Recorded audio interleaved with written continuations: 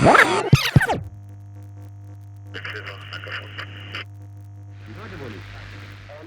everybody, welcome back to Watch Better Movies. Today we're going to talk about Pan's Labyrinth, which is probably the best film by Guillermo del Toro. Yeah. Guillermo del Toro. Yeah. I think I said that right. That's going to probably be the only time we say that name. Yeah, because I'm just going to refer to him as Del Toro because I don't want to butcher his name anymore than I probably already have. This was David's pick, and this is one of the best movies ever made, in my opinion. Yep. What do you think?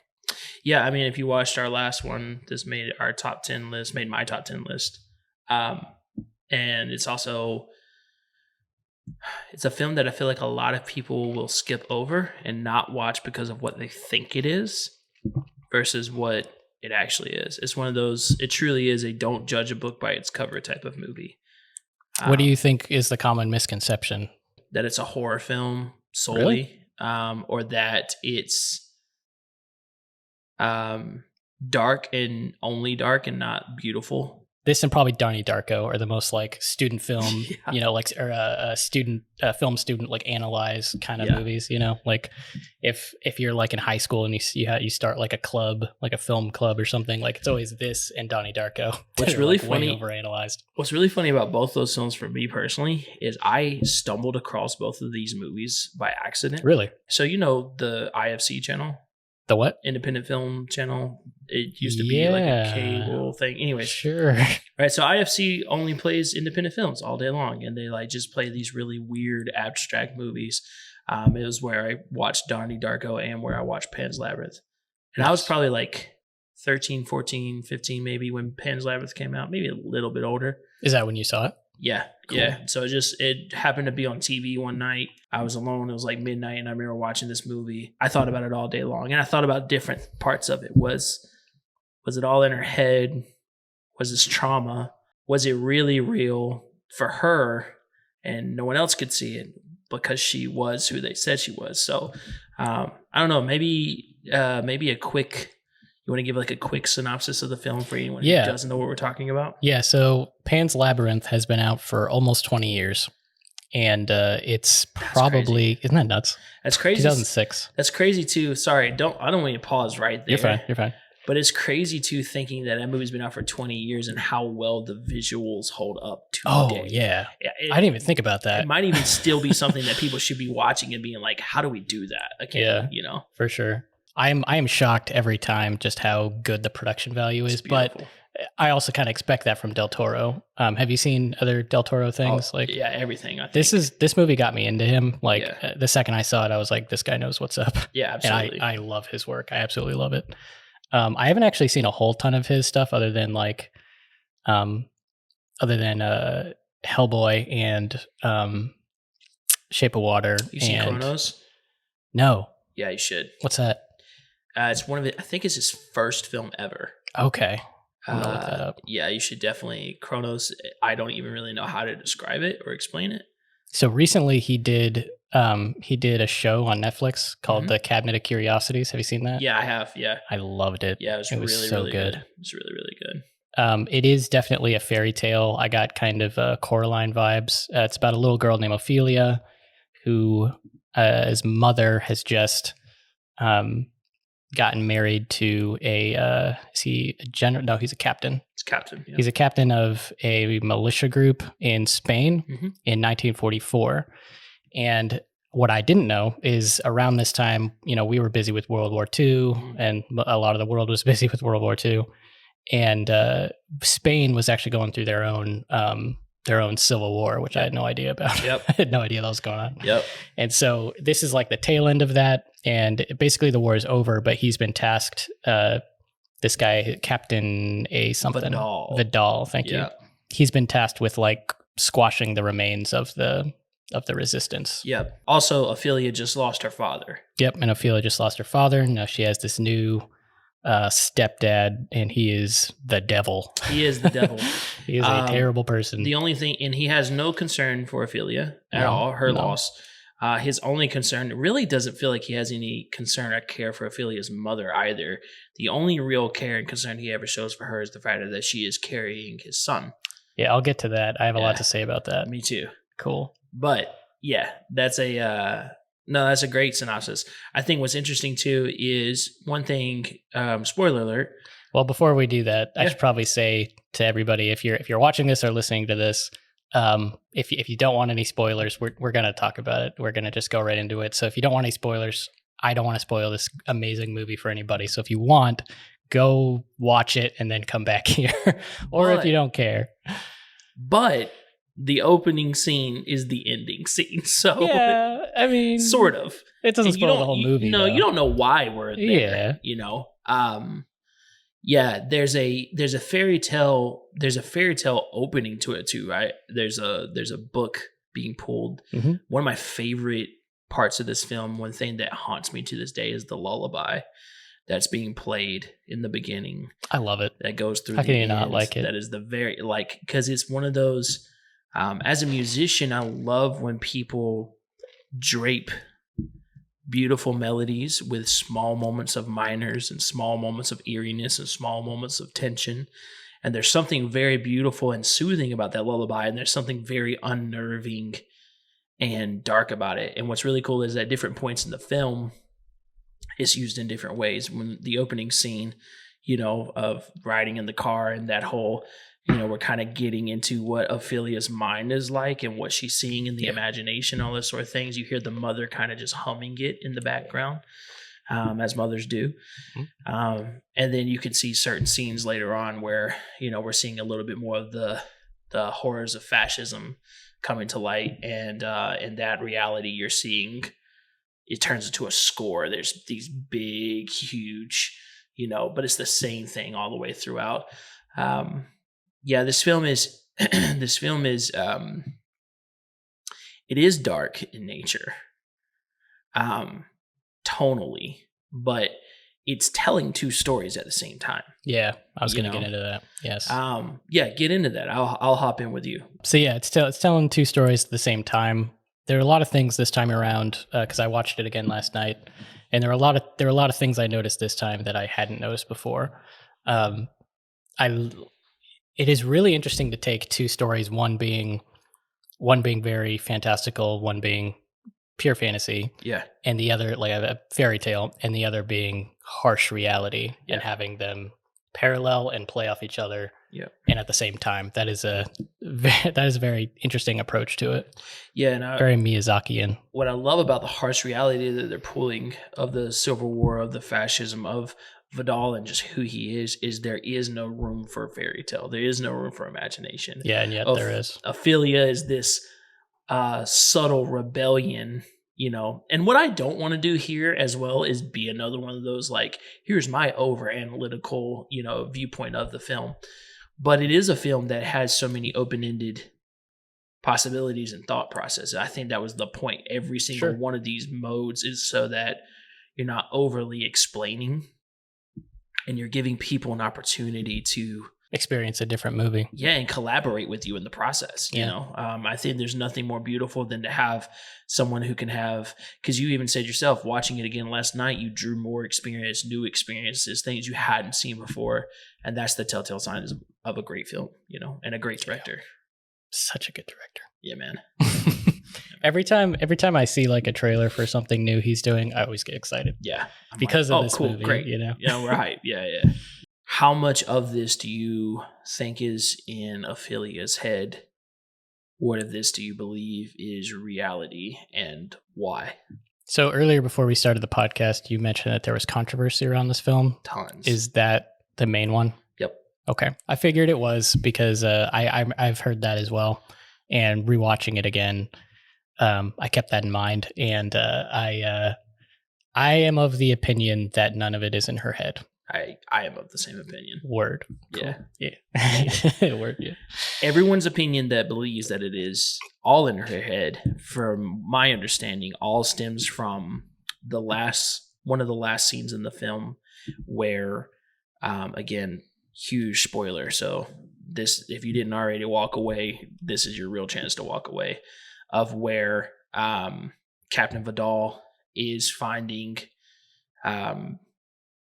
her with the fawn as she's bringing the brother as the last, as the last stage of the 3-step process to take back She gets kinship. tasks. She gets like 3 tasks, and it's very fantasy-esque. It's very fantasy-esque, yeah.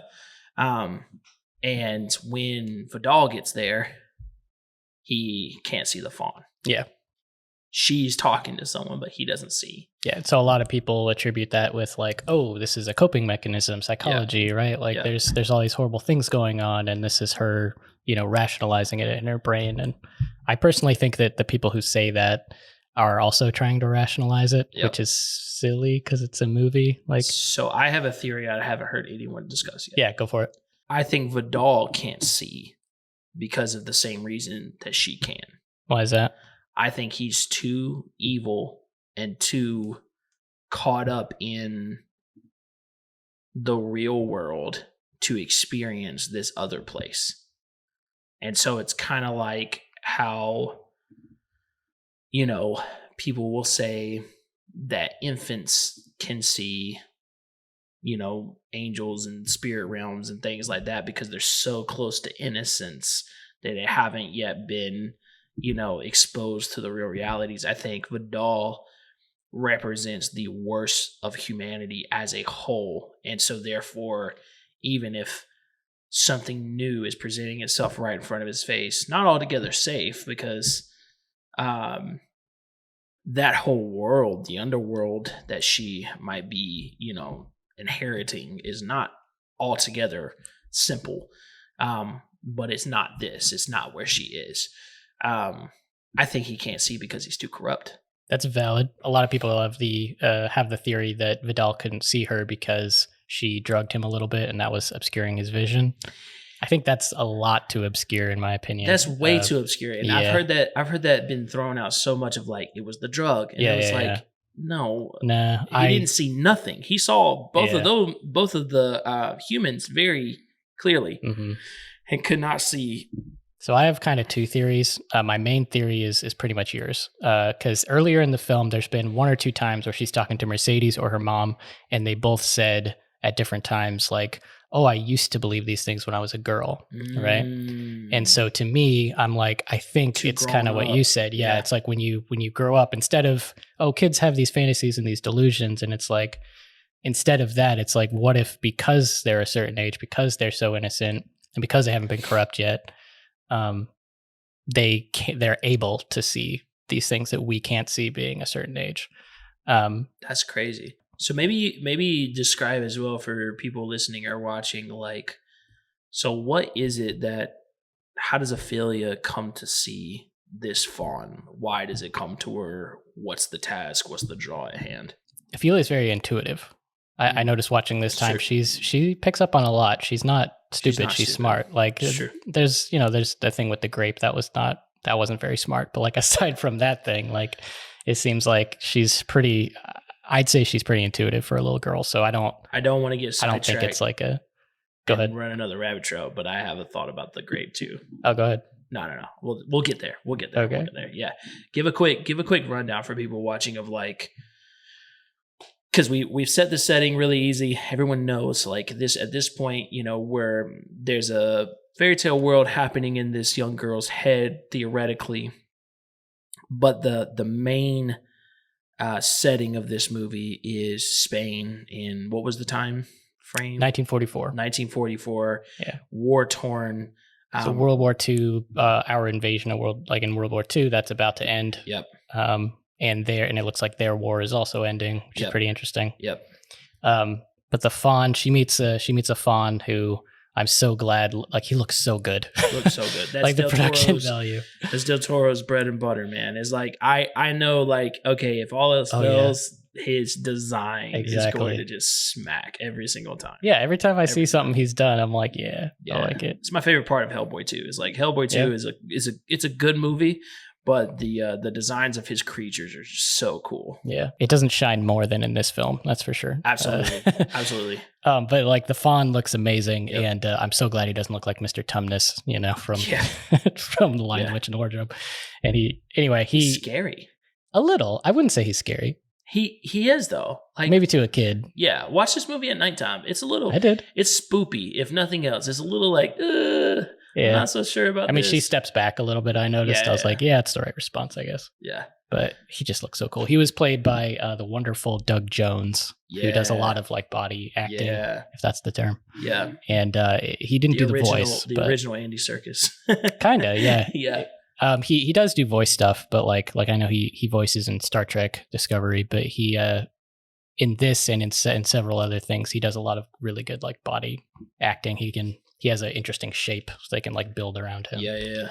But I wonder if he knew Spanish, because if he didn't know Spanish, that's kind of... That's an important thing too, is that this is a foreign film completely. Yeah, this is all Spanish, by the way. Yeah. This is all in Spanish. Yeah. Don't let that. No. Another thing that stop kind you, of pushes though, people away. Yeah. When I first showed this movie to my wife, she was like, "Oh, same. We're doing a Spanish film," and I was like, "Trust me, you'll barely notice it." Yeah, but not only that, you'll get drawn in. There's a reality. I was about to say, there's a reality of reading a fairy tale movie that's just a little immersive. You know? Do you think it's beautiful? That's crazy. Yeah. I didn't think of it that way. It's just really cool. Yeah. So this fawn shows up in her bedroom. No. That's right. The fairy. She goes into the labyrinth, kind of. Right. Yeah, because the fairy brings her out, and she goes into the labyrinth area, which is like kind of near where they're stationed. And that's when the fawn shows up and says, "Hey, you're actually not born of man. You are you're a reincarnation of the princess of the underworld." Yep. Which is interesting, because underworld in this context doesn't seem like a devil with a pitchfork. So it seems very fantastical, which is interesting. Yes, but not altogether not hellish. Yeah, I'm not gonna. A little, you know. Yeah. So it could be, but yeah. One thing that's cool to note too that I found out recently is that Del Toro kind of started pinning this idea when he was like in the 90s, because he used to have these lucid dreams where he would see this fawn coming out behind. Really? Yeah, it's true. Coming out behind a grandfather clock. That's awesome. And like coming towards him. And he was a kid. And so he kind of started writing this out. But one of the things is like you and I, we grew up, both of us kind of grew up in churches and things like that. Like if we were kids seeing this thing, immediately we're going to start screaming and tripping out and praying demons out of our room. But the way that he has always kind of captured monsters is that they're not always monsters. When you compare this very scary looking fawn to Captain Vidal, who the real devil in this scenario is very clear, and it's the one that's in front of your face, not the one that's hiding in the dark. Yeah, it's cool. But yeah, I thought it was super crazy because I was like, dude, if I had lucid dreams like that when I was a kid, I'd be tripping out. But he took it to heart and started writing about it and created a world around it. And I think it's really cool. The first test was a giant toad lives under the roots of the biggest tree in the forest. I got Never Ending Story vibes from that. So yeah, it was that one. And then the second test was the magic chalk that opens a passage. Yep. To another dimension. And then she has to get the knife key. Yep. And then the third one is the sacrifice. Mm-hmm. Which she passes. But a lot of people look at that ending though because she dies. It's not a spoiler because I tell you that in the beginning of the movie. Mm-hmm. It's the opening shot. And like people, I don't know how they would explain that opening or the ending shot then, like her being reunited. Maybe so that's like I've heard some people say that she did not go into the underworld, that in that scene she went into heaven or another place, and that it was all in her head because it didn't really look like the traditional. Well, and it also didn't look like what we had seen previously. We've seen a lot of these underworld areas. Yeah. And none of them look like, and there's been fantastical, and even like the banquet is a very beautiful place aside from the very scary creature sitting at the end of the table. Yeah. But it's a beautiful place. And so this place just didn't feel that way. So there's a lot of people who argue her sacrifice was that she died and went to real world heaven, which I hate that. That theory, you mean? Yeah. I hate theories like that over movies like this. Yeah, me too. The whole point of this movie is like, even if it is in her head, that's real to her. Yeah. And so wherever she went was the realness of wherever she was going to go. You know what I'm saying? Type of thing. It's make believe. And I think there's this desire in adults from cynicism or just living in the world to like make it all make sense. That kind of proves the point. Yeah, that Del Toro's kind of making with the film. Exactly, dude. That's kind of funny. They sort of dug their own grave with that one. Yep. There's a lot of subtlety in this movie. Filmmakers like to, they good filmmakers, and I've heard several of them say this. They like to keep certain things ambiguous because they don't want to rob you of a unique experience.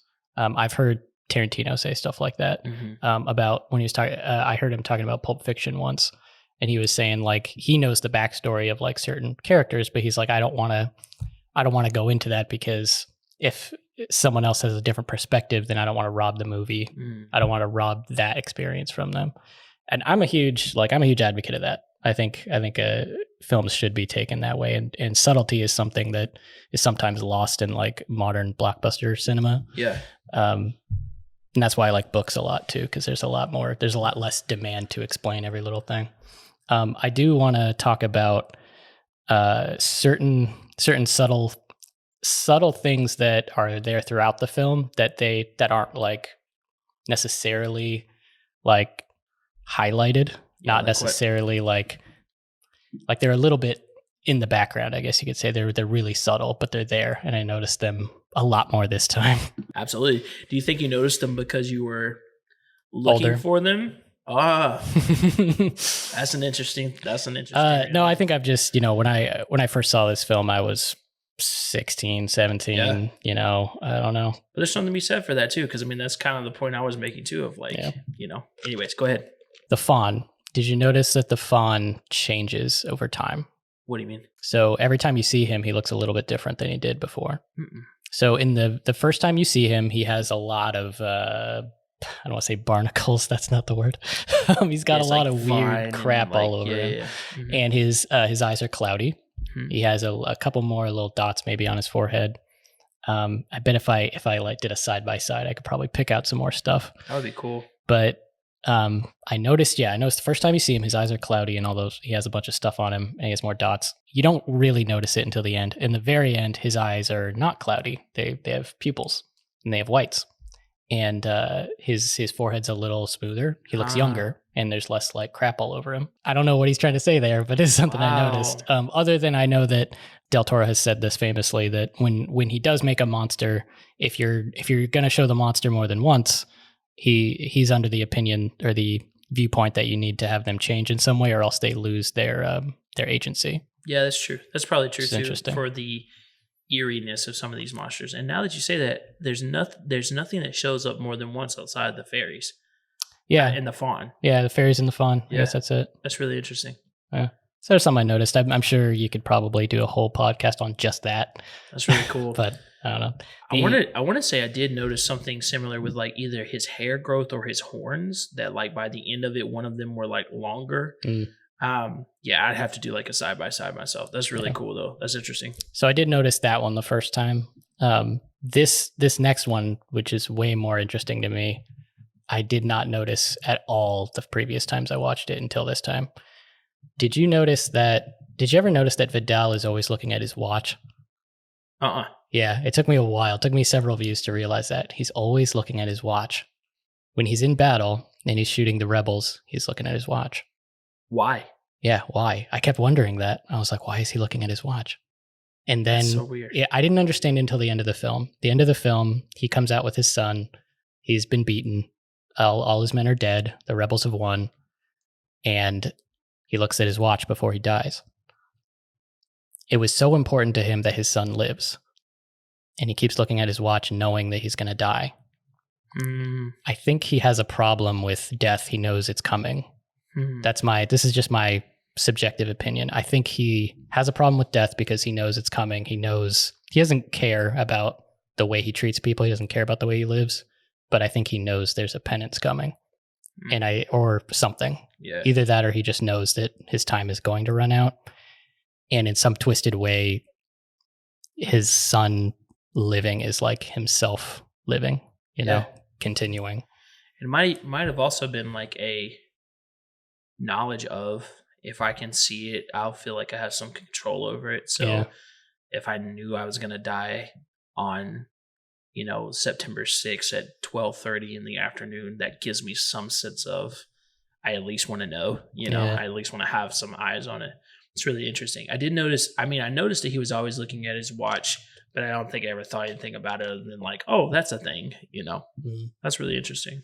That's just my subjective opinion on that's just my commentary on it. Maybe it was nothing, but it didn't seem like nothing. But it felt like everything. I also love that about Del Toro, is that sometimes he puts things in there and I know that it means nothing at all. And the reason it exists is so you think about it. Yeah. The reason it exists is so you have tables of, cross table conversations about, hey man, why did the dog keep looking at his watch the whole film? Well, remember in the beginning, the doctor, he was curt with the doctor, and he was like, just make sure my son's okay. Before he was born, he was like, how do you know it's a son? And he says, don't mess with me. And then so it's really important that he has a son. He doesn't care about Ophelia. He doesn't even care about the woman carrying his son, but he cares so much that this son lives on. And like before he dies, the guy that shoots him is like, your son won't even know your name. And it's like, I love that. Yeah. But I also love that too, because I really don't like villain movies where the villain gets everything that he wants. Mm-hmm.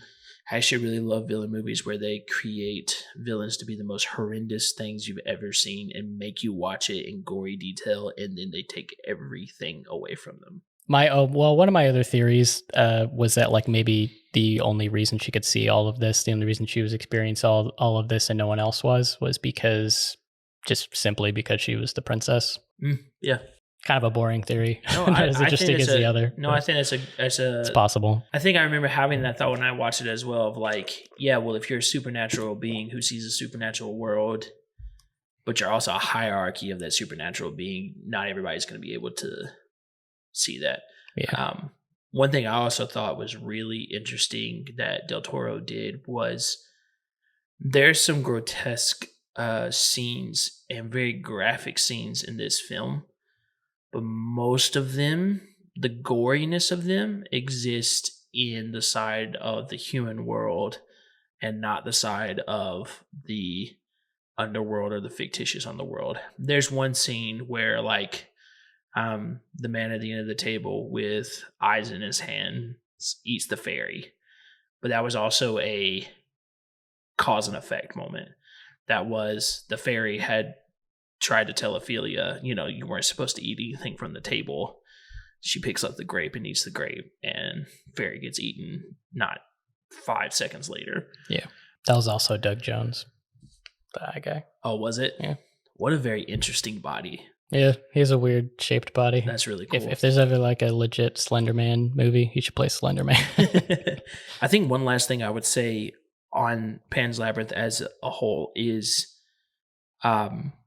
watch this movie when you have time to watch a movie. Yeah, this isn't a throw in the background while you're doing laundry movie. Absolutely. Don't. No. This is a late. In fact, both of us talked about like I've experienced this the best at night alone. Yeah. Watching it by myself and just kind of like immersing myself here. Most of the movies we talk about on this podcast, though, I guess in fairness, aren't those type of movies. That's true. That's true. It's true. Very beautiful film.